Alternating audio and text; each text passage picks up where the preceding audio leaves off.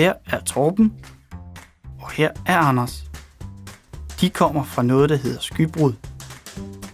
Skybrud er et webbureau.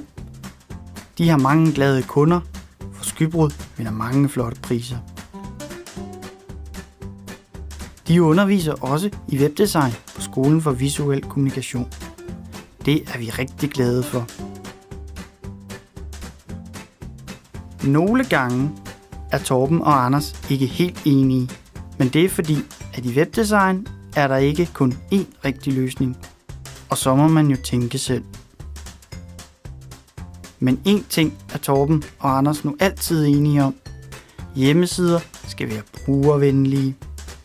Hvis det ikke er til at finde rundt, og man drukner i forvirrende knapper, kan man gå helt i stå. Så er det godt, at Torben og Anders deler deres ekspertviden med os på Skolen for Visuel Kommunikation. Nu kan vi også lave hjemmesider, der ikke bare er flotte, men som også kan bruges. Og hvem ved, måske vinder vi også flotte priser en dag.